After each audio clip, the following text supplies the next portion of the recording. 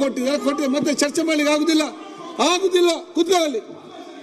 ಆಗುದಿಲ್ಲ ನೀರಾವರಿ ಕೊಡ್ಲಿಕ್ಕೆ ಆಗುತ್ತೆ. ಬೈಯೋ ನೋಡ್ರಿ ನೀವು ಬರೆದು ಕೊಡ್ಲಿಲ್ಲ, ನೀವು ಯಾಕೆ ಕಾಳಜಿ ಇರಲಿಲ್ಲ? ನಿಮ್ಮ ಕ್ಷೇತ್ರ ಆದ್ರೆ ಯಾಕೆ ಇಷ್ಟೊತ್ತು ಕೇಳಲಿಲ್ಲ?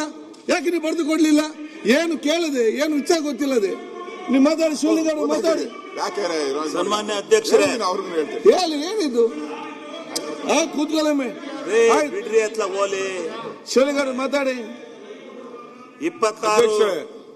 27ನೇ ಸಾಲಿನ ಅಲ್ಲ 25 ಶಿವಲಿಂಗ ಅವ್ರೆ ಅದೇ ರೀ ಬಜೆಟ್ ಬಗ್ಗೆ ನಿನ್ನೆ ಪ್ರತಿಪಕ್ಷ ಸ್ಟಾರ್ಟ್ ಮಾಡಿದ್ದಾರೆ. ಶಿವಲಿಂಗ ಕಂಟಿನ್ಯೂ ಮಾಡಿ. ಅಶೋಕಣ್ಣ, ನೀನು ಮಾತಾಡುವಾಗ ಒಂದು ಚೂರು ಮ್ಯಾಕ್ ಎದ್ದು ನಿಂತಿಲ್ಲ. ನಾನು ಯಾರಿಗೂ ಬಿಜೆಪಿ ಏನು ಅಂದಿಲ್ಲ, ನಾನು ಏನು ಕೇಳಿಲ್ಲ. ದಯಮಾಡಿ ನಾನು ಮಾತಾಡುವಾಗಲೂ ನೀವೇನು ನಮ್ಮ ಮುಖ್ಯಮಂತ್ರಿಗಳನ್ನ ನಮ್ಮ ಸರ್ಕಾರವನ್ನ ಟೀಕೆ ಮಾಡಿ ಅದಕ್ಕೆ ಪೂರಕವಾಗಿ ಅಂಕಿ ಅಂಶಗಳ ಪ್ರಕಾರ ಕಾನೂನು ಅಯ್ಯರೇ ಇರ್ರಿ ಸ್ವಾಮಿ. ಏನಪ್ಪ ಇದೇನ್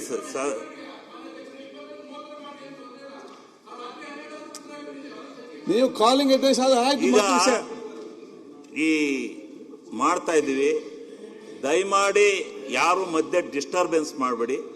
ನಾನು ಏನಾದರೂ ತಪ್ಪು ಮಾತನ್ನ ಹೇಳಿ ಸದನಕ್ಕೆ ಏನಾದರೂ ಮಿಸ್ಲೀಡ್ ಮಾಡಿದ್ರೆ ತದನಂತರ ನನ್ನ ಮೇಲೆ ಏನು ಬೇಕಾದ್ರೂ ಶಿಸ್ತು ಕ್ರಮ ಜರುಗಿಸಿ. ನಾನು ಬೇಡ ಅಂತ ಹೇಳೋದಿಲ್ಲ.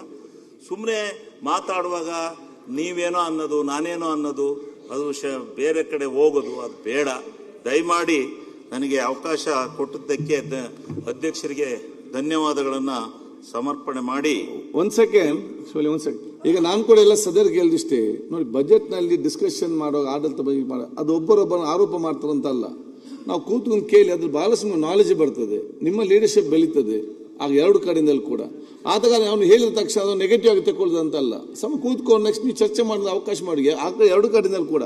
ಸೊ ಈ ಡಿಸ್ಕಷನ್ ಒಬ್ಬರೊಬ್ಬ ಆರೋಪ ಮಾಡೋ ಡಿಸ್ಕಷನ್ ಒಬ್ಬರೊಬ್ಬರ ತಿಳುವಳಿಕೆಯನ್ನು ಜಾಸ್ತಿ ಮಾಡಿಕೊಳ್ಳುವಂತ ಅವಕಾಶ. ಓಕೆ ಶಿವಲಿಂಗ ಅವ್ರ ಎಲ್ಲ ಡಿಮಾಂಡ್ ಇದೆ. ನನ್ನ ನೋಡಿ ನೀವು ಮಾತಾಡ್ಬೇಕಂತೆ. ಅಲ್ಲ, ನಾನು ನಿಮ್ಮನ್ನೇ ನೋಡಿ ಮಾತಾಡ್ತೀನಿ, ಆ ಕಡೆ ತಿರುಗು ನೋಡಲ್ಲ. ನಿಮ್ಮನ್ನೇ ನೋಡಿ ಮಾತಾಡ್ತೀನಿ, ನಾನು ಆ ಕಡೆಗೆ ನೋಡಲ್ಲ. ಅವರು ಏನಾರು ಅಂದ್ರೆ ತಿರುಗ್ತೀವಿ ಅಷ್ಟೇ, ಅಲ್ದ್ರೆ ಯಾಕೆ ತಿರುಗಬೇಕು?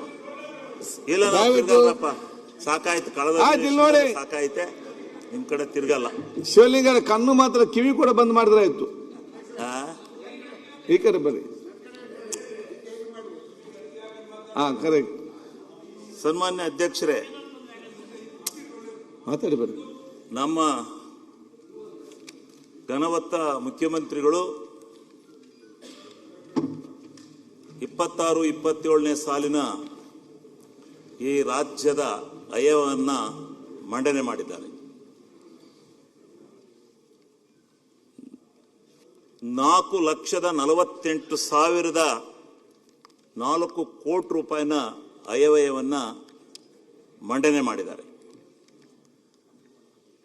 ನಾವು ಯಾವುದೇ ಒಂದು ಬಜೆಟ್ ಮಂಡನೆ ಮಾಡಿದಾಗ ಯಾವ್ಯಾವ ಮೂಲದಿಂದ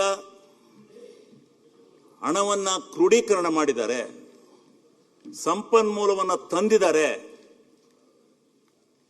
ಕೇಂದ್ರದಿಂದ ಬಂದಿದೆಯೋ, ರಾಜ್ಯದಿಂದ ಬಂದಿದೆಯೋ, ಕಾರ್ಪೊರೇಟ್ ಸಂಸ್ಥೆಗಳಿಂದ ಬಂದಿದೆಯೋ, ಇವೆಲ್ಲವನ್ನ ಈ ನಾಡಿನ ಈ ರಾಜ್ಯದ ಜನತೆಗೆ ತಿಳಿಸ್ತಕ್ಕಂಥದ್ದು ನಮ್ಮ ಕರ್ತವ್ಯ. ಅದಕ್ಕೋಸ್ಕರ ನಾನು ಈ ಸಂದರ್ಭದಲ್ಲಿ ನಮ್ಮ ರಾಜ್ಯದ ಒಟ್ಟಾರೆ ತೆರಿಗೆಯ ಹಣದಿಂದ 2,20,000 ಕೋಟಿಯನ್ನ ಸಂಗ್ರಹಣೆ ಮಾಡ್ತೀವಿ ಅಂತಕ್ಕಂಥದ್ದನ್ನ ಈ ಸದನಕ್ಕೆ ಭರವಸೆಯನ್ನು ಕೊಟ್ಟಿದ್ದಾರೆ.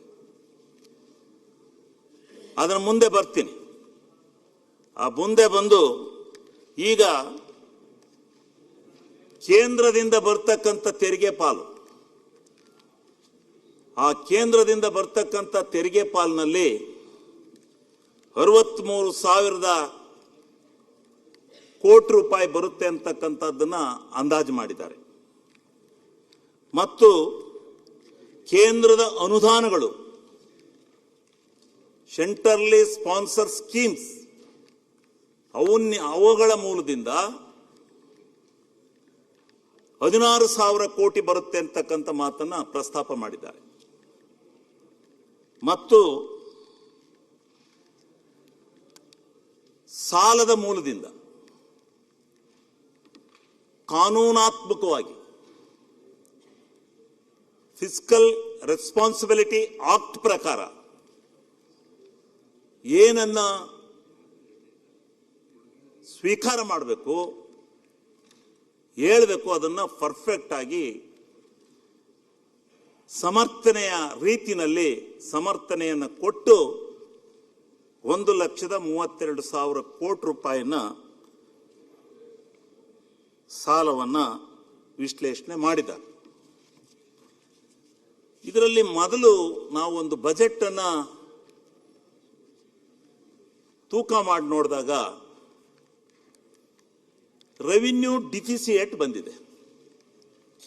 ಅವರು ಮಂಡಿಸಿದಾಗೆಲ್ಲ ನಾನು ಈ ಸದನದಲ್ಲಿ ಅವರ ಬಜೆಟ್ನ 14-15 ಬಜೆಟ್ 16 ಬಜೆಟ್ ನೋಡಿದ್ದೇನೆ, 17ನೇ ಬಜೆಟ್ ನೋಡಿದ್ದೇನೆ. ಆ ಸಂದರ್ಭದಲ್ಲಿ ಸರ್ಫೇಸ್ ಬಜೆಟ್ ಅನ್ನ ಮಂಡನೆ ಮಾಡ್ತಾ ಇದ್ರು. ಕಳೆದ ಸಾಲಿನಿಂದ ರೆವಿನ್ಯೂ ಡಿಫಿಸಿಯೇಟ್ ಬಂದಿದೆ. ರೆವಿನ್ಯೂ ಡಿಫಿಸಿಯೇಟ್ ಬರಲಿಕ್ಕೆ ಹಲವಾರು ಕಾರಣಗಳಿದೆ. ಅದರಲ್ಲಿ ಬಹುಮುಖ್ಯ ಕಾರಣಗಳನ್ನು ನಾನು ಈ ಸಂದರ್ಭದಲ್ಲಿ ಸ್ಪಷ್ಟನೆ ಮಾಡಲಿಕ್ಕೆ ಬಯಸ್ತೇನೆ. ಈ ರೆವಿನ್ಯೂ ಡಿಫಿಸಿಯೇಟ್ ಅನ್ನ ಮಾಡೋದಕ್ಕಿಂತ ಮೊದಲು ನಮ್ಮ ರೆವಿನ್ಯೂ ಎಕ್ಸ್ಪೆಂಡಿಚರ್ ಅವರು 3,38,000 ಕೋಟಿ ಹಣವನ್ನ ಈ ಸಾರಿ ರೆವಿನ್ಯೂ ವೆಚ್ಚದಲ್ಲಿ ನಾನು ಬರೆಸ್ತೇನೆ ಅಂತಕ್ಕಂಥ ಕಡಾಖಂಡಿತವಾದಂಥದ್ದನ್ನು ಪುಸ್ತಕದಲ್ಲಿ ಪ್ರಿಂಟ್ ಮಾಡಿ ಹೇಳಿದ್ದಾರೆ. ಆ ಹೇಳ್ತಕ್ಕಂಥ ಸಂದರ್ಭದಲ್ಲಿ ರೆವಿನ್ಯೂ ಎಕ್ಸ್ಪೆಂಡಿಚರ್ನ ನಾವು ಯಾವ ಮಾನದಂಡದಲ್ಲಿ ನೋಡ್ತೀವಿ? ಸೋಷಿಯಲ್ ಸರ್ವಿಸ್ಗೆ, ಎಕನಾಮಿಕಲ್ ಸರ್ವಿಸ್ಗೆ ಮತ್ತು ಸರ್ವಿಸ್ ಚಾರ್ಜ್ಗಳಿಗೆ, ಈ ರೀತಿ 3 ವಿಭಾಗಗಳಿಗೆ ಇದನ್ನು ಹಂಚಿಕೆ ಮಾಡಿ ನಾವು ಹಣವನ್ನು ಖರ್ಚು ಮಾಡ್ತೇವೆ. ಆದರೆ ನಮಗೆ ಈ ಸಾರಿ ರೆವಿನ್ಯೂ ಆದಾಯ ಬಂದಿರತಕ್ಕಂಥದ್ದು 3,15,000 ಕೋಟಿ ಹಣ ಬಂದಿದೆ, ಬರ್ತಿದೆ ಅಂತೇಳಿ ಹೇಳಿದ್ದಾರೆ. ಆದ್ರಿಂದ ಇವಾಗ ನಮಗೆ ರೆವಿನ್ಯೂ ಡಿಫಿಸಿಯೇಟ್ ಬಂದಿದೆ. ರೆವಿನ್ಯೂ ಡಿಫಿಸಿಯೇಟು 22,957 ಕೋಟಿ ರೂಪಾಯಿ ರೆವಿನ್ಯೂ ಡಿಫಿಸಿಯೇಟ್ ಆಗಿದೆ. ಅದಕ್ಕೆ ಕಾರಣ ಏನು? ಕಾರಣ GST ಅನ್ನ ಇದೇ ಸದನದಲ್ಲಿ ನಾವು ಅನುಮೋದನೆ ಮಾಡಿಕೊಟ್ಟಂತ ಸಂದರ್ಭದಲ್ಲಿ ಅದಕ್ಕೆ ಕೆಲವೇ ಕೌನ್ಸಿಲಿಂಗ್ ಇದೆ ಮತ್ತು ಯಾವುದೇ ಒಂದು GST ಅನ್ನ ಯಾವುದೇ ಒಂದು ನಿರ್ಧಾರವನ್ನು ತೆಗೆದುಕೊಳ್ಳುವಂತ ಕಾಲದಲ್ಲಿ ರಾಜ್ಯ ಸರ್ಕಾರದಿಂದ ಪ್ರತಿನಿಧಿಯಾಗಿ ಹೋಗಿರ್ತಕ್ಕಂಥ ಕೌನ್ಸಿಲಿಂಗಿನ ಪ್ರತಿನಿಧಿಯನ್ನು ಕೇಳಿ ರಾಜ್ಯದ ಜೊತೆ ಸಾಧ್ಯವಾದರೆ ಚರ್ಚೆ ಮಾಡಿ ಒಂದು ನಿರ್ಧಾರನ ತಗೋಬೇಕಾಗುತ್ತೆ. GST ತಂದು ಜಾರಿಗೆ ಕೊಟ್ಟಂತ ಸಂದರ್ಭದಲ್ಲಿ ಈ ರಾಜ್ಯದಲ್ಲಿ ಬಹಳ ಮುಖ್ಯವಾಗಿ ಚರ್ಚೆ ಆಗಿದೆ, ಎಲ್ಲ ತಜ್ಞರಿಂದ ಚರ್ಚೆ ಆಗಿದೆ. ಯಾಕೆಂದ್ರೆ ಈ ರಾಜ್ಯದಲ್ಲಿ ಬರ್ತಕ್ಕಂಥ ಆದಾಯದಲ್ಲಿ ಒನ್ ನೇಷನ್ ಒನ್ ಟ್ಯಾಕ್ಸ್ ಅಂತ ಹೇಳಿ GSTಯಲ್ಲಿ ಬರ್ತಕ್ಕಂಥ ಹಣವನ್ನು 9% ನಾವು ಡಿವೈಡ್ ಮಾಡಿಕೊಂಡು ನಮ್ಮ ಸದನದಿಂದಲೇ ಅನುಮತಿಯನ್ನು ಕೊಟ್ಟು ನಾವು GSTಯನ್ನು ಜಾರಿಗೆ ತಂದಿದ್ದೇವೆ. ತಂದಂಥ ಸಂದರ್ಭದಲ್ಲಿ ಇವತ್ತು ಬಹು ಪ್ರಮುಖವಾಗಿ ಕಳೆದ ಸಾರಿ GSTಯನ್ನು ಕಳೆದ ವರ್ಷ ಮಧ್ಯಂತರದಲ್ಲಿ ಪರಿಷ್ಕರಣೆ ಮಾಡ್ತೀವಿ ಅಂದ್ರೆ ಕಾನೂನಾತ್ಮಕವಾಗಿ ನಾವು GST ಕೆಲವೊಂದು ಗೂಡ್ಸ್ ಮೇಲೆ ನಾವು ಕಡಿಮೆ ಮಾಡ್ತೀವಿ ಅಂತಕ್ಕಂಥ ಕಾನೂನನ್ನು ಹೊರಗೆಡವಿದಂತ ಸಂದರ್ಭದಿಂದ ನಮಗೆ ನಾವು ಏನು 2,08,000 ಕೋಟಿ ಕಳೆದ ಬಜೆಟ್ನಲ್ಲಿ ನಮಗೆ ರೆವಿನ್ಯೂ ಆದಾಯ ಬರುತ್ತೆ ಅಂತೇಳಿ ನಿರೀಕ್ಷಣೆ ಮಾಡಿದ್ದು, ಆವಾಗ ನಮಗೆ ಇದು ಈಗಿನ ಮಾರ್ಚಿನವರೆಗೂ ಸೇರಿಸಿ 1,93,000 ಕೋಟಿ ಮಾತ್ರ ಆದಾಯ ಬರುತ್ತೆ ಅಂತಕ್ಕಂಥದ್ದನ್ನ ಸದನದಲ್ಲಿ ಪ್ರಸ್ತಾಪ ಆಗಿದೆ. ಅಲ್ಲಿಗೆ ಎಷ್ಟು ಕೋಟಿ ಹೋಯ್ತು? 15 ಕೋಟಿ ಹೋಯ್ತು. 15,000 ಕೋಟಿ ಹೋಯ್ತು. ಅದು ಹೋದ್ಮೇಲೆ ಇನ್ನೊಂದು ರಾಜ್ಯದ ಕೇಂದ್ರದ ತೆರಿಗೆ ಬಾಬತ್ತು 51,877 ಕೋಟಿ ಕೊಡ್ತೀವಿ ಅಂತೇಳಿ ಪ್ರಾಮಿಸ್ ಮಾಡಿದ್ರು. ಆದ್ರೆ ಅಲ್ಲೂ 1,000 ಕೋಟಿನ ಕೋತ ಮಾಡಿಸಿರು. ಅದು 1,000 ಕೋಟಿ ಕೋತ ಆಯ್ತು. ಅದಾದ್ಮೇಲೆ ನಮಗೆ ಬರ್ತಕ್ಕಂಥದ್ದು ಅನುದಾನಗಳು. ಸೆಂಟ್ರಲಿ ಸ್ಪಾನ್ಸರ್ ಸ್ಕೀಮ್ ನಮ್ಗಿಷ್ಟ ಇದೆಯೋ ಇಲ್ವೋ, ಕೇಂದ್ರ ಸರ್ಕಾರ ಸ್ಕೀಮ್ಗಳನ್ನು ತತ್ತಾರೆ. ಆ ಸ್ಕೀಮ್ಗಳನ್ನು ತಂದ ಮೇಲೆ ನಾವು ಈ ಒಕ್ಕೂಟ ವ್ಯವಸ್ಥೆನಲ್ಲಿ ಅದಕ್ಕೆ ಭಾಗಿಗಳಾಗಬೇಕು ಅನ್ನೋ ರೀತಿಯಲ್ಲಿ ಈ ವ್ಯವಸ್ಥೆಯನ್ನು ಜಾರಿಗೆ ತರ್ತಾರೆ.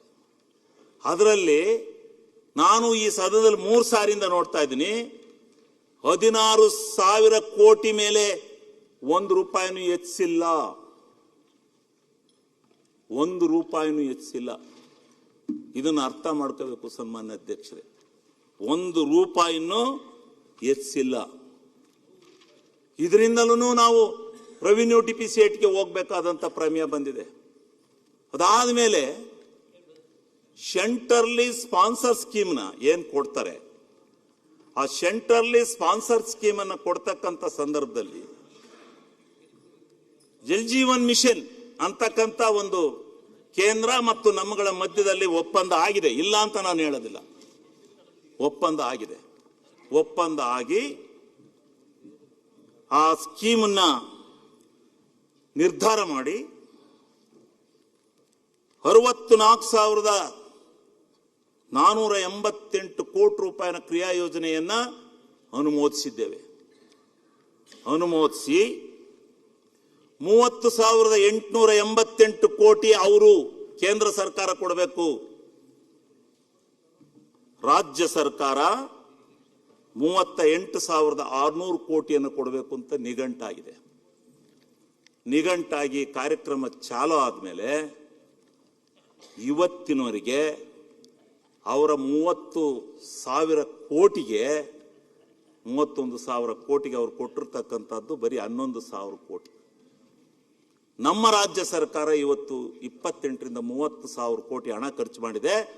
ಹೆಚ್ಚುವರಿಯಾಗಿ ನಾವು ಹಣ ಖರ್ಚು ಮಾಡಿದ್ವಿ. ಬೇರೆ ಮೂಲದ ಹಣವನ್ನ ರಾಜ್ಯದಲ್ಲಿ ಸಮಾಗಮ ಮಾಡಿಕೊಂಡು ಇವತ್ತು ಆ ಒಂದು ಯೋಜನೆಯನ್ನು ಜಾರಿಗೊಳಿಸಬೇಕು ಅಂತಕ್ಕಂಥ ನಿರ್ಧಾರ ಮಾಡಿ ಇವತ್ತು ಮಾಡಿದ್ದಾರೆ. ಅದನ್ನ ಕೊಡ್ಲಿಲ್ಲ, ಇವತ್ತುವರೆಗೂ ಕೊಡ್ತಾ ಇಲ್ಲ.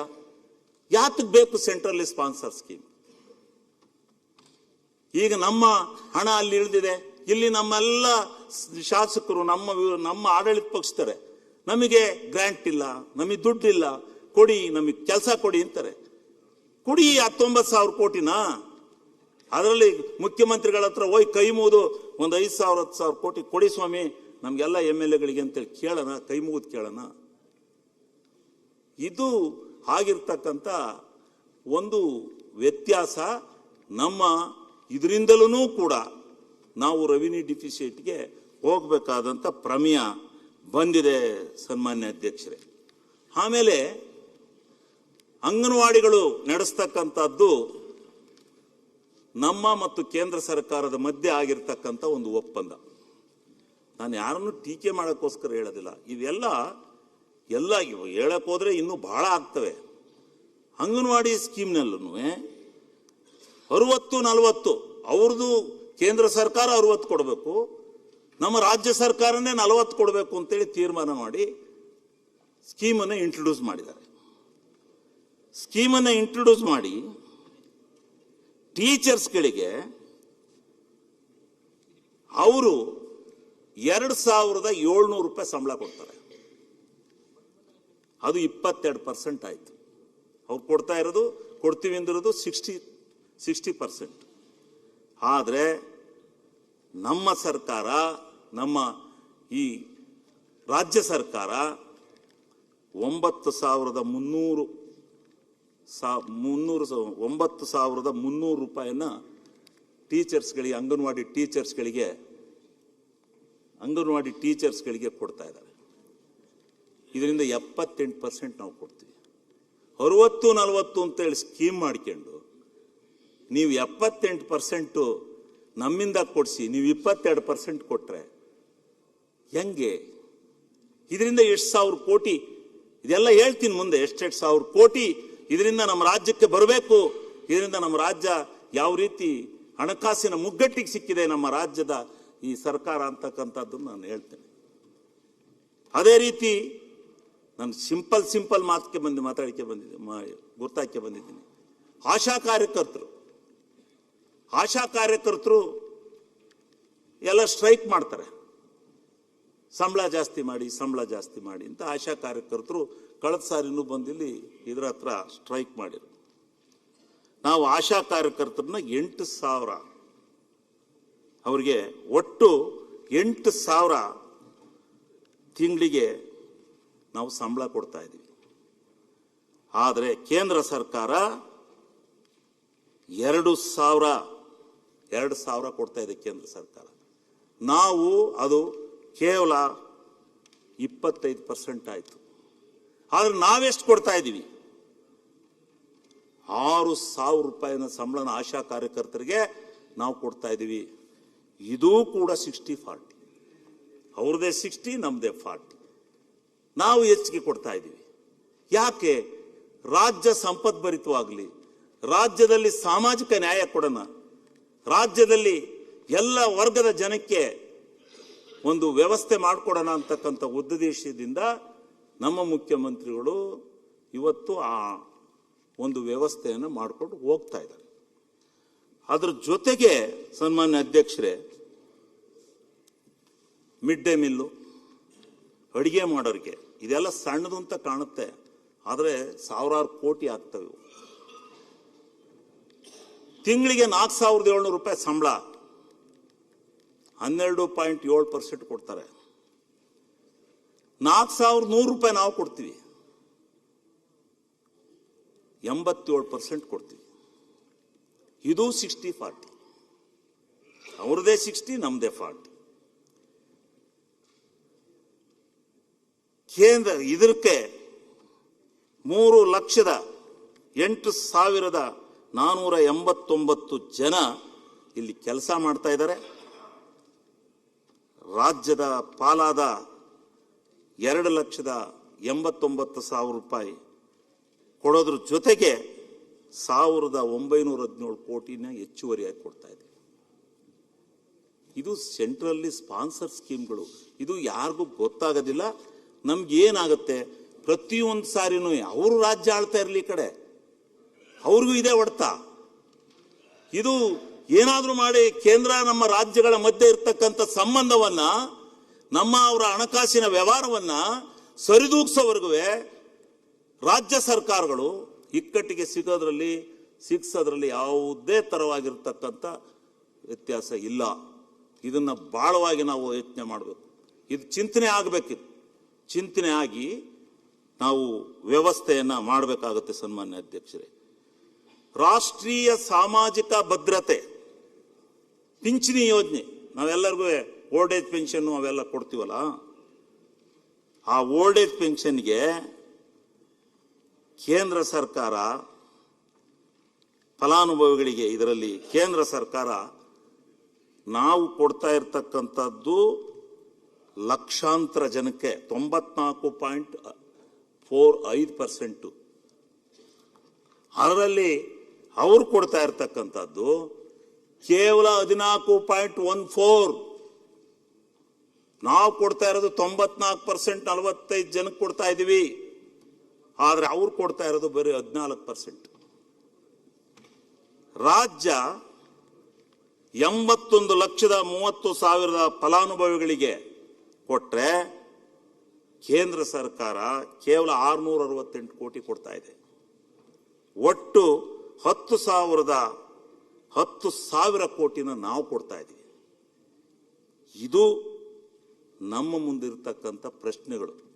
ಯಾತಕ್ಕೆ ನಾವು ಈ ಎಲ್ಲ ಕೇಂದ್ರ ಸರ್ಕಾರದ ಒಂದು ವ್ಯವಸ್ಥೆನಲ್ಲಿ ನಾವು ಇದಾಗಿದ್ದೀವಿ ಅಂತಕ್ಕಂಥದ್ದನ್ನ ನಾವು ಹೇಳಲೇಬೇಕಾಗುತ್ತೆ ಸನ್ಮಾನ್ಯ ಅಧ್ಯಕ್ಷರೇ. ಆಮೇಲೆ ಮನೆ ಕೊಡಲಿಲ್ಲ, MLAಗಳೆಲ್ಲ ಅಂತ ಇರ್ತೀವಿ, ಮನೆಗಳು ಕೊಡಲಿಲ್ಲ, ಮನೆ ಸಿಕ್ಕಲಿಲ್ಲ, ಮನೆ ಕೊಡಲಿಲ್ಲ ಈ ಸಾರಿ ಸಿದ್ದರಾಮಣ್ಣ ಅಂತಾರೆ. ಇಲ್ಲಿ ಏನು ಮಾಡಿದ್ದಾರೆ ಮನೆ ಕೊಡಕ್ಕೆ? ಹೌಸಿಂಗ್ ಫಾರ್ ಆಲ್ ಅಂತಕ್ಕಂಥ ಒಂದು ಸ್ಕೀಮನ್ನ, ಸ್ಪಾನ್ಸರ್ ಸ್ಕೀಮನ್ನ, ಸೆಂಟ್ರಲ್ಲಿ ಸ್ಪಾನ್ಸರ್ ಸ್ಕೀಮನ್ನ ತಂದ್ರು. ಏನ್ ಮಾಡಿರು? ಪ್ರಧಾನಮಂತ್ರಿ ಅವರ ಹೆಸರನ್ನ ಇಟ್ಕೊಳ್ಳಿ, ನಾನು ಬೇಡ ಅಂತ ಹೇಳೋದಿಲ್ಲ. ಅವರು ಈ ದೇಶದ ಪ್ರಧಾನಮಂತ್ರಿಗಳು, ನಾನು ಬೇಡ ಅಂತ ಹೇಳೋದಿಲ್ಲ. ಆದರೆ 1.5 1.5 ಲಕ್ಷ ಅವ್ರು ಕೊಡೋದು, 1.5 ಲಕ್ಷ ರಾಜ್ಯ ಕೊಡೋದು, ಅಲ್ಲ 1.8 ರಾಜ್ಯ ಕೊಡೋದು. ಇನ್ನು ಉಳಿದಿರ್ತಕ್ಕಂಥದ್ದನ್ನ ಫಲಾನುಭವಿ ಆಯ್ಕೊಳ್ಳೋದು ಅಂತ ಹೇಳಿದರು. ಸ್ವಾಮಿ, ನಂದೇ ಕ್ಷೇತ್ರದ ಉದಾಹರಣೆ ಹೇಳ್ತೀನಿ. 8-10 ವರ್ಷ ಆಯಿತು, 1200 ಮನೆ ಕಟ್ಟಿ ಅನಾಥವಾಗಿ ಬಿದ್ದಿದ್ದಾವೆ. ರೂಫ್ ಲೆವೆಲ್ಗೆ ಹಾಕಿದ್ದಾರೆ. UGD ಕಲೆಕ್ಷನ್ ಇಲ್ಲ, ಇದಿಲ್ಲ. ಇದು ಸ್ಪಾನ್ಸರ್ ಸ್ಕೀಮ್ಸ್. ಇವತ್ತು ಆ ಮನೆಗಳಿಗೆ ಯಾರು ದಿಕ್ಕು? ಈಗ ಫಲಾನುಭವಿ ಲೋನ್ ತಗೊಳಕ್ ಹೋದ್ರೆ ಸಿಬಿಲ್ ಸ್ಕೋರ್ ತಗೊಂಬಲ್ಲಿ ಅಂತಾರೆ. ಯಾರ ನಿರ್ಗತಿಕನಿಗೆ, ವಸತಿ ರೈತನಿಗೆ ನಾವು ಮನೆ ಕೊಟ್ರೆ ಅದನ್ನ ಸಿಬಿಲ್ ಸ್ಕೋರ್ ತಂದು ನಾವು ಅವನಿಗೆ ಬ್ಯಾಂಕ್ ಸಾಲ ಕೊಡುತ್ತಾ? ಏನ್ ಮಾಡ್ಬೇಕು ಈ ಸ್ಕೀಮ್ಗೆ? ಹೆಂಗೆ ಇವತ್ತು ಇಡೀ ದೇಶದಲ್ಲಿ ಎಷ್ಟು ಲಕ್ಷ ಮನೆ ಕಟ್ಟಿದ್ರಿ? ಇಡೀ ರಾಜ್ಯದಲ್ಲಿ ಈ ಎಲ್ಲ ಮನೆಗಳು ಅನಾಥವಾಗಿ ಬಿದ್ದಿದ್ದಾವೆ. ಈ ಕಷ್ಟ ನೋಡ್ಲಾರ್ದನೇ ಸರ್ಕಾರದಿಂದಲೇ ಮತ್ತೊಂದು ಲಕ್ಷ ಕೊಡ್ತೀನಿ ಅಂತೇಳಿ ಸನ್ಮಾನ್ಯ ಮುಖ್ಯಮಂತ್ರಿಗಳು ಸ್ವಲ್ಪ ಮಟ್ಟಿಗೆ ಎಲ್ಲೆಲ್ಲೋ ಒಂದು ಭಾಗಕ್ಕೆ ಹಣನ ಒದಗಿಸಿ ಮನೆನ ಪ್ರಾರಂಭ ಮಾಡಿದ್ದಾರೆ. ಇನ್ನೂ ಸಾವಿರಾರು ಮನೆಗಳು ಇನ್ನೂ ಅನಾಥವಾಗಿ ಬಿದ್ದಿದ್ದಾವೆ. ಈ ನಮ್ಮ ಶಾಸಕರಿಗೆಲ್ಲ ಬಹುಶಃ ಅದು ಗೊತ್ತಾಗ್ಬೋದು, ಯಾತಕ್ಕೆ ನಿಂತಿದ್ದಾವೆ ಇವು ಮನೆಗಳು, ಏನು ಕಾರಣ. ಇದು ಗೊತ್ತಾಗೋದಿಲ್ಲ ಯಾರಿಗೂ. ರಾಜ್ಯ ಸರ್ಕಾರದ ಮೇಲೆ ಬಿದ್ದುಬಿಡ್ತಾರೆ ಅವರಿಗೆಲ್ಲ. ಪಾಪ ಇದು ಹೌಸಿಂಗ್ ಫಾರ್ ಆಲು, ಇದು 2 ರಾಜ್ಯಗಳ ಮಧ್ಯದಲ್ಲಿ ಆಗಿರ್ತಕ್ಕಂಥ ಒಪ್ಪಂದ. ಈ ಒಪ್ಪಂದದ ಪ್ರಕಾರ ಇದಾಗಿದೆ, ಇದು ಏನೋ ಆಗೋಗಿದೆ ಅಂತ ಇದನ್ನು ತಿಳ್ಕೊಳಲ್ಲ ಜನ. ಬಂದು ದಿವಸ MLAಗಳ ಮನೆ ಹತ್ರ ನಿಂತ್ಕೋತಾರೆ. ಏನ್ ಸ್ವಾಮಿ, ಕೆಲವ್ರು ಕಟ್ಟ್ಯಾರೆ, 10,000 ಕಟ್ಟ್ಯಾರೆ, 50,000 ಕಟ್ಟ್ಯಾರೆ, ಮನೆ ಕೊಡಿ ಅಂತ ಬರ್ತಾರೆ. ಈ ಮನೆ ಅದು 10-7-8 ವರ್ಷ ಐತೆ, ಅದನ್ನ ಕಂಪ್ಲೀಟ್ ಮಾಡ್ಬೇಕಾರೆ ಕಾಂಟ್ರಾಕ್ಟರ್ ಅಲ್ಲಿಲ್ಲ. ಯಾರು ಕಟ್ಟಬೇಕು ಆ ಮನೆನ? ಯಾರು ಕೊಡಬೇಕು? ಇದಕ್ಕೆ ಯಾರು ಬರಬೇಕು? ತೊಂದರೆ ನೀವಲ್ವ? ಸ್ಪಾನ್ಸರ್ ಸ್ಕೀಮಾ, ಸೆಂಟ್ರಲಿ ಸ್ಪಾನ್ಸರ್ಸ ಕೂತು ವ್ಯವಹರಿಸ್ಬೇಕಲ್ಲ, ಮನೆಗಳು ಮುಗಿಬೇಕಲ್ಲ. ಕರ್ನಾಟಕ ರಾಜ್ಯದಲ್ಲಿ ಮನೆಗಳು ಮುಗಿಬೇಕಾ ಬೇಡ? ಪೂರ್ಣಗೊಳಿಸ್ಬೇಕಲ್ಲ. ಇದನ್ನ ಯಾರ ಮೇಲೆ ಎತ್ತಾಕೋದು? ಇನ್ನೊಂದು, ಪ್ರಧಾನಮಂತ್ರಿ ಆವಾಜ್ ಅಂತಲೇ ಒಂದು ಸ್ಕೀಮ್ ತಂದು, ನಾವು ಎಲ್ಲ ಈ ಸಾರಿ ನಾವು ಒಳ್ಳೆ ಮನೆಗಳು ಸಿಗ್ತೇವೆ ನಮ್ಮ MLAಗಳಿಗೆಲ್ಲ ಅಂತ ತಿಳ್ಕೊಂಡಾಗ ಆ ಸ್ಕೀಮ್ನಲ್ಲಿ 72,000 ರೂಪಾಯಿ ಅವ್ರು ಕೊಡೋದು, 47,000 ರೂಪಾಯಿ ನಾವು ಕೊಡೋದು, 48,000 ನಾವು ಕೊಡೋದು, ಇನ್ನು ಉಳಿದದ್ದನ್ನ ನರೇಗಾದಲ್ಲಿ ಹಾಕೋದು 25,000ನ 1.5 ಲಕ್ಷಕ್ಕೆ ಮನೆ ಕಟ್ಟೋದು ಅಂತ ಹೇಳಿ ತೀರ್ಮಾನ ಮಾಡಿ ಮನೆನ ಕೊಟ್ಟರು. ಇವತ್ತು 1.5 ಲಕ್ಷಕ್ಕೆ ನರೇಗಾದ 25,000 ಬರಲ್ಲ ಇನ್ನು ಮುಂದೆ. ಈಗ 1.25 ಲಕ್ಷಕ್ಕೆ ಯಾರು ಮನೆ ಕಟ್ಕೋತಾರೆ? ಆಮೇಲೆ ಕಟ್ಟಿ ಏನು ಮಾಡಿರು, ಸೆಂಟ್ರಲ್ನಿಂದ ಒಂದು ಸಮೀಕ್ಷೆ ಮಾಡಿರು, ವಸತಿ ರೈತರ ಪಟ್ಟಿ ಸೆಂಟ್ರಲ್ನಿಂದ ಬಿಡುಗಡೆ ಆಯಿತು. ಯಾರ್ದು ಹೆಸರು ಆ ಪಟ್ಟಿನಲ್ಲಿದೆ ಅವರಿಗೆ ಮಾತ್ರ ನೀವು ಮನೆ ಕೊಡಬೇಕು ಅಂತ ಹೇಳಿ ನಮ್ಮ ಸ್ಥಳೀಯ ಜನಪ್ರತಿನಿಧಿಗಳಿಗೆ, ನಮ್ಮ ಸದಸ್ಯರುಗಳಿಗೆ ಎಲ್ಲರಿಗೂ ತಾಕೀತು ಮಾಡಿದರು.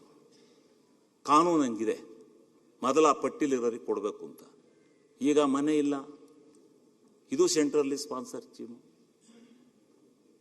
ಪರ್ಸೆಂಟೇಜ್ ಮೇಲೆ ಆಗಿರುವಂಥದ್ದು. ಈ ರೀತಿ ಸನ್ಮಾನ್ಯ ಅಧ್ಯಕ್ಷರೇ ಇದೆಲ್ಲ ಇದ್ದಾವೆ. ಇದರಿಂದ ನಾವು ಡಿಫಿಸಿಯೇಟ್ನ ಅನುಭವಿಸ್ತಾ ಇದ್ದೀವಿ ಬಹಳ ಮಟ್ಟಿಗೆ. ಈಗ ಎಷ್ಟು ಸಾವಿರ ಹುಬ್ಳಿಲಿ ಮೊನ್ನೆ ಓಪನ್ ಆದ್ವಲ್ಲ, ಎಷ್ಟು ಸಾವಿರ ಕೋಟಿ ಅಡಿಷನಲ್ ಕೊಟ್ಟಿದ್ದಾರೆ ಗೊತ್ತಾ? ಅಲ್ಲಿ ಹುಬ್ಳಿನಲ್ಲಿ ಮನೆಗಳನ್ನ ಅನಾಥವಾಗಿ ಬಿಡ್ತಾ ಇದ್ವು. ಅದರಿಂದ ನಾವು ಹೆಚ್ಚಿನ ಹಣನ ಹೊರನ ಹೊರಬೇಕಾಗಿದೆ. ಮತ್ತೆ ನಮ್ಮ ರಾಜ್ಯ ಸರ್ಕಾರದಿಂದ ಎಲ್ಲ ತೆರಿಗೆಗಳ ಭಾಗದಿಂದ ನನಗಿರ್ತಕ್ಕಂಥ ಮಾಹಿತಿಯ ಪ್ರಕಾರ 4,500 ಲಕ್ಷ ಕೋಟಿಯಿಂದ 4,3 ಲಕ್ಷ ಕೋಟಿಯವರೆಗೆ ಕೇಂದ್ರ ಸರ್ಕಾರಕ್ಕೆ ತೆರಿಗೆ ರೂಪದಲ್ಲಿ ಹಣ ಹೋಗ್ತಾ ಇದೆಯೋ ಇಲ್ವೋ ಇದು ಈ ಸದನದಲ್ಲಿ ಚರ್ಚೆ ಆಗಲಿ. ಹೋಗ್ತಾ ಇದೆ. ಹೋಗ್ತಾ ಇರೋಂಥ ಸಂದರ್ಭದಲ್ಲಿ ನಮಗೆ ಈ ರೀತಿ ಕೇವಲ 79,000 ಕೋಟಿ ನಮಗೆ ಕೊಡ್ತಿರಲ್ಲ, ಇದು ಧರ್ಮನ? ಇದು ಸಾಧ್ಯನಾ? ಇದು ಆಗಬೇಕಾ? ಏನು ಮಾಡಬೇಕು ನಾವು ಈ ದುಡ್ಡು ತಗೊಂಡು?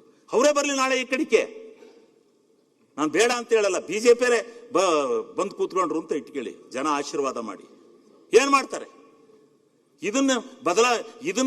ಇದನ್ನ ಕೇಂದ್ರ ರಾಜ್ಯ ಸರ್ಕಾರಗಳ ಸಂಬಂಧನ ಸರಿದೂಗಿಸ್ತಾ ಹೋದ್ರೆ ಯಾವ MLA ತನ ಇಲ್ಲಿ ಕೂತ್ಕೊಂಡು ಕೆಲಸ ಪ್ರಾಮಾಣಿಕವಾಗಿ ಮಾಡೋಕ್ಕಾಗುತ್ತೆ? ಮುಖ್ಯಮಂತ್ರಿಗಳ ಹತ್ರ ಹೋಗಿ ಸಿದ್ದರಾಮಣ್ಣ ಮೊದಲು ಬರೀತಿದ್ರು, ಈಗ ಬರೆಯಕ್ಕಲ್ಲ ಅಂದ್ರೆ ಸಿದ್ದರಾಮಣ್ಣ ಬರೀತಾರೆ ಯಾವಾಗ್ಲೂ, ಖಜಾನೆ ನೋಡಿ ಬರೀತಾರೆ. ಖಜಾನೆನ ಹೆಂಗೆ ಇಂಥ ಇದರಿಂದ ಖಜಾನೆಗಳು ಅಂತ ಇದಾಗ್ತಾ ಇಲ್ಲ. ಇವೆಲ್ಲ ಬದಲಾವಣೆ ಆಗ್ಬೇಕು, ಬರಬೇಕು. ನಮಗೆ ಬರಬೇಕಂತ ಭಾಗ ನಾನು ಮುಂದೆ ಬರ್ತೀನಿ. ಯಾವ್ಯಾವ ರಾಜ್ಯಕ್ಕೆ ಈ ರಾಜ್ಯದ ಯಾವ್ಯಾವ ರಾಜ್ಯಗಳಿಗೆ ಇದೇ ಟ್ಯಾಕ್ಸ್ ಇದರಲ್ಲಿ ಎಷ್ಟೆಷ್ಟು ಪರ್ಸೆಂಟ್ ಕೊಟ್ಟಿದ್ದಾರೆ ಅನ್ನೋದನ್ನ ನಾನು ಹೇಳ್ತೀನಿ. ಉತ್ತರ ಪ್ರದೇಶದ್ದು ಇದೆ, ಬಿಹಾರದ್ದು ಇದೆ, ಪಶ್ಚಿಮ ಬಂಗಾಳದ್ದು ಇದೆ, ಎಲ್ಲಾ ರಾಜ್ಯಗಳದ್ದು ಇದೆ. ತಂದಿದ್ದೀನಿ ಮಾಹಿತಿನ. ಎಷ್ಟೆಷ್ಟು ಲಕ್ಷ ಕೋಟಿ ಕೊಡ್ತಾ ಇದ್ದಾರೆ ಅಂತಕ್ಕಂಥದ್ದನ್ನು ತಂದಿದ್ದೀನಿ. ಯಾಕೆ ಕರ್ನಾಟಕದ ಬಗ್ಗೆ ಈ ರೀತಿ ಮಲತಾ ಧೋರಣೆ? ಏನು ಇಲ್ಲಿ ವಿರೋಧಿ ಪಕ್ಷ ಐತೆ ಅಂತ ಇಲ್ಲ, ಬಿಜೆಪಿ ಇದ್ದಲ್ಲೂ ಇದೆ ಹಣೆ ಬರ ಈ ಕಡೆ. ಯಾಕೆ ಕರ್ನಾಟಕದ ಬಗ್ಗೆ ಈ ತರ ಮಲ್ತಾ ಧೋರಣೆ? ಇದನ್ನ ಯಾರನ್ನ ಕೇಳಬೇಕು? ಯಾಕೆ ಕೇಳಬೇಕು? ಇದನ್ನ ಹೆಂಗೆ ವಿಶ್ಲೇಷಣೆ ಮಾಡೋದು ಅಂತಕ್ಕಂಥದ್ದನ್ನ ನನಗೆ ನೀವು ಇದು ಮಾಡಿಕೊಡ್ಬೇಕು ಅಂತಕ್ಕಂಥದ್ದನ್ನ ಹೇಳ್ತೇನೆ ಮೊನ್ನೆ ಅಧ್ಯಕ್ಷರೇ. ಆಮೇಲೆ ಈ GST ಏನೋ ಕಡಿಮೆ ಮಾಡಿರು, ಏನೋ ಈ ಕೆಲವರು ಚುನಾವಣೆಗೋಸ್ಕರ ಮಾಡಿರು ಅಂತಾರೆ, ಕೆಲವರು ಏನು ಕೇಳ್ತಾರೆ. ನಾನು ಅದನ್ನು ಪ್ರಸ್ತಾಪ ಮಾಡೋಕೆ ಹೋಗಲ್ಲ. ಅವ್ರು ಮಾಡಿದ್ರು, ಅವ್ರಿಗೆ ಅಧಿಕಾರ ಇತ್ತು, ಮಾಡಿರು. ಆದರೆ ಆ GST ರೈತರಿಗೆ ಜನಗಳಿಗೆ ತಲುಪ್ತಾ? ಕಾರ್ಪೊರೇಟ್ ಸಂಸ್ಥೆಗಳಿದ್ವಲ್ಲ, ಅವು ಯಾರೂ ಬೆಲೆ ಇಳಿಸ್ಲಿಲ್ಲ. ಅವರೆಲ್ಲ ಅಷ್ಟೇ ಬೆಲೆಗೆ ಮಾರಿರು. ಅವರಿನ್ನೂ ಶ್ರೀಮಂತರಾದ್ರ ಹೊರತು ಈ ಟ್ಯಾಕ್ಸಸ್ ಅನುಕೂಲ ಸಾಮಾನ್ಯ ಜನರ ಕೈಗೆ ಹೋಗ್ಲಿಲ್ಲ. ಇದನ್ನ ಅರ್ಥ ಮಾಡ್ಕೋಬೇಕು ನಾವು. ಯಾವುದೋ ಒಂದು ಇದನ್ನ ಮಾಡ್ತೀವಿ ಅಂತೇಳಿ ಜನಕ್ಕೇನೋ ನಾವು ಇದು ಮಾಡಬಹುದು, ಯಾವುದೋ ಒಂದು ರೀತಿ ಹೇಳ್ಬೋದು. ಆದರೆ ಇದರಿಂದ ನನಗಿರ್ತಕ್ಕಂಥ ಒಂದು ಮೂಲದ ಪ್ರಕಾರ ಗ್ಯಾರಂಟಿಯಾಗಿ ಯಾವುದೇ ಕಾರಣದಿಂದ ಅದು ವ್ಯವಸ್ಥೆ ಆಗಲಿಲ್ಲ ಸನ್ಮಾನ್ಯ ಅಧ್ಯಕ್ಷರೇ. ಅದು ಕಾರ್ಪೊರೇಟ್ ಸಂಸ್ಥೆಗಳು ಆದಾಯ ಮಾಡಿಕೊಂಡು ಹೊರತು ಅವ್ರು ಯಾರು ಬೆಲೆನ ಇಳಿಸ್ಲಿಲ್ಲ. ಅವ್ರು ಬೆಲೆ ಇಳಿಸಿದಾಗ ಮಾತ್ರ ರೈತರಿಗೆ ಇದು ಸಿಗ್ತಾ ಇತ್ತು. ಬೆಲೆನೇ ಇಳಿಸ್ತಾ ಇದ್ದಾಗ ಹೆಂಗಾಗುತ್ತೆ? ಅದೇ ಬೆಲೆ ಮಾರ್ಕೊಂಡ್ರು ಅವರು. ಟ್ಯಾಕ್ಸ್ ಮಾತ್ರ ಅಷ್ಟಕ್ಕೆ ಹೋಯ್ತಷ್ಟೇ. ಇದರಿಂದ ಏನಾಗುತ್ತೆ? ರೈತರಿಗೆ, ಜನಸಾಮಾನ್ಯರಿಗೆ ಏನು ಸಿಗುತ್ತೆ? ನೀವು ಅರ್ಥ ಮಾಡ್ಕೋಬೇಕು ಅಂತಕ್ಕಂಥ ಮಾತನ್ನು ಸಹಿತ ನಾನು ಈ ಸಂದರ್ಭದಲ್ಲಿ ಹೇಳಿ, ಇವತ್ತು ಈ ರಾಷ್ಟ್ರೀಯ ಯೋಜನೆಗಳ ಬಗ್ಗೆ ಸ್ವಲ್ಪ ಆಮೇಲೆ ಬರ್ತೀನಿ. ರಾಷ್ಟ್ರೀಯ ಯೋಜನೆಗಳ ನಮ್ಮ ರಾಜ್ಯಕ್ಕೆ ಆಮೇಲೆ ಹೇಳ್ತೀನಿ ಯಾರ್ಯಾರಿಗೆ ಎಷ್ಟೆಷ್ಟು ಕೊಟ್ಟಾರೆ ಅಂತ. ಕರ್ನಾಟಕದಲ್ಲಿ ಒಂದೇ ಒಂದು ರಾಷ್ಟ್ರೀಯ ಯೋಜನೆಯನ್ನ ಕೊಟ್ಟಿಲ್ಲ. ಕೊಟ್ಟಿದ್ರೆ ಹೇಳಿ, ನಾನು ತಪ್ಪು ಹೇಳಿದ್ರೆ ತಿದ್ಕೆತೀನಿ. ಒಂದೇ ಒಂದು ರಾಷ್ಟ್ರ ಕೊಟ್ಟಿಲ್ಲ. ಒಂದೊಂದು ಉತ್ತರ ಕರ್ನಾಟಕದ ರಾಜ್ಯಗಳಿಗೆ ಎಷ್ಟೆಷ್ಟು ಕೊಟ್ಟಿದ್ದಾರೆ. ಅದರಿಂದ ರಾಷ್ಟ್ರೀಯ ಯೋಜನೆಗಳಿಗೆ ದುಡ್ಡು ಕೊಟ್ಟರೆ ನಾವಿಲ್ಲಿ ಬಂಡವಾಳ ಹೂಡೋದು ಕಡಿಮೆ ಆಗುತ್ತೆ. ನಾವು ಇನ್ನೊಂದು ಮೂಲಕ ಬಂಡವಾಳ ಹೂಡ್ಬೋದು, ಇನ್ನೊಂದು ಯೋಜನೆಯನ್ನು ತಗೋಬೋದು. ರಾಷ್ಟ್ರೀಯ ಯೋಜನೆನ ನೀವು ಮಾಡಿದ್ರೆ ಏನು ಮಹಾರಾಷ್ಟ್ರಕ್ಕೆ ಅದನ್ನು ಹೇಳ್ಬಿಡ್ತೀನಿ. ಗೋಜಿ ಕುರದ್ ನೀರಾವರಿ ರಾಷ್ಟ್ರೀಯ ಯೋಜನೆಗೆ ಸೇರಿಸಿದ್ದಾರೆ. ಉತ್ತರ ಪ್ರದೇಶದ ಸರಿಯೂ ಎನಾರ್ ಪರಿಯೋಜನೆ, ಆಂಧ್ರ ಪ್ರದೇಶದ ಪೋಲವಲಂ ನೀರಾವರಿ ಯೋಜನೆ, Punjab Shahapur Kandi dam, West Bengal Teesta barrage, Himachal Pradesh Renukaji dam, Uttarakhand ಲವರ್ ಮಲ್ಟಿ ಯೋಜನೆ, ಜಮ್ಮು ಕಾಶ್ಮೀರ ಪಾಸ್ ಪ್ರಾಜೆಕ್ಟ್, ಅಸ್ಸಾಂ, ಮಧ್ಯಪ್ರದೇಶ, ಈ ರೀತಿ ಎಲ್ಲ ರಾಷ್ಟ್ರಗಳಿಗೂ ಕೊಟ್ಟಿದ್ದಾರೆ, ರಾಜ್ಯಗಳಿಗೂ ಕೊಟ್ಟಿದ್ದಾರೆ. ಕರ್ನಾಟಕಕ್ಕೆ ಒಂದೇ ಒಂದು ರಾಷ್ಟ್ರೀಯ ಯೋಜನೆ ಸೇರಿಸಲಿಲ್ಲ. ಅಪ್ಪರ್ ಭದ್ರಾನ ಸೇರಿಸ್ತೀನಿ ಅಂತ ಹೇಳಿದ್ರು, ಸೇರಿಸಲಿಲ್ಲ. ನಾನು ಮುಂದೆ ಹೇಳ್ತೀನಿ. ನಮ್ಮ ಕರ್ನಾಟಕದ ಯಾವ ಈ ನೀರಾವರಿ ಯೋಜನೆಗಳಿಗೆ, ಯಾವುದೇ ಒಂದು ಯೋಜನೆಗಳಿಗೆ ರಾಷ್ಟ್ರೀಯ ಯೋಜನೆಗಳನ್ನ ಸೇರಿಸಿದಾರ ಸ್ವಾಮಿ? ಯಾಕೆ ನಮಗೆ ಮಲ್ತಾ ಇದ್ದವ್ರು? ನಾನು ಯಾರನ್ನು ಇದರಲ್ಲಿ ಬ್ಲೇಮ್ ಮಾಡಕ್ಕೆ ಹೋಗೋದಿಲ್ಲ. ಯಾರನ್ನು ನಾನು ಈ ಸಂದರ್ಭದಲ್ಲಿ ಅರುಣಾಚಲ ಪ್ರದೇಶ ಇನ್ನೂ ಇದಾವೆ, ಭಾರಿ ಕೊಟ್ಟಿದ್ದಾರೆ. ಎರಡೆರಡು ಕೊಟ್ಟಿದ್ದಾರೆ, ಒಂದು ಕಡೆ ಒಂದೊಂದು ಸಾಲದು ಅಂತ ಎರಡೆರಡು ಕೊಟ್ಟಿದ್ದಾರೆ. ಯಾಕೆ? ನಮ್ಮವರೇ ಈ ಕರ್ನಾಟಕ ರಾಜ್ಯದಲ್ಲಿ ಪ್ರಧಾನಮಂತ್ರಿಗಳಿದ್ರು, ಅವರು ಸತ್ಯ ರಾಷ್ಟ್ರೀಯ ಯೋಜನೆಗೆ ಒಂದನ್ನು ಸೇರಿಸಿಲ್ಲ. ಈಗ ನಮ್ಮ ಯತ್ನೋಳೆ ಬಗ್ಗೆ ಮಾತಾಡಿದ್ದಾರೆ ಪಾಪ, ಮೊನ್ನೆ ದಿವಸ ಬಹಳ ಸಂತೋಷ. ಯತ್ನೋಳೆ ಮಾತಾಡಿದ್ದಾರೆ. ಈಗ ಈ ರೀತಿ ನಡೀತಕ್ಕಂಥ ಸರ್ಕಾರದಲ್ಲಿ ಆಮೇಲೆ ಇನ್ನೊಂದು, ಸನ್ಮಾನ್ಯ ಅಧ್ಯಕ್ಷರೇ, ಕೇಂದ್ರ ಸರ್ಕಾರ ಕೆಲವೊಮ್ಮೆ ಭರವಸೆಗಳನ್ನು ನೀಡುತ್ತೆ. ಭರವಸೆಗಳನ್ನು ನೀಡೋದು ಯಾವುದೇ ಸರ್ಕಾರದ ಕರ್ತವ್ಯ, ಯಾವುದೇ ಸರ್ಕಾರದ ಕರ್ತವ್ಯ. ನಮಗೆ ಹೆಚ್ಚಿನ ವಿಡಿಯೋಗಳಿಗೆ ಪ್ರತಿಧ್ವನಿ ಯೂಟ್ಯೂಬ್ ಚಾನೆಲ್ ಸಬ್ಸ್ಕ್ರೈಬ್ ಮಾಡಿ, ಬೆಲ್ ಐಕಾನ್ ಕ್ಲಿಕ್ ಮಾಡಿ.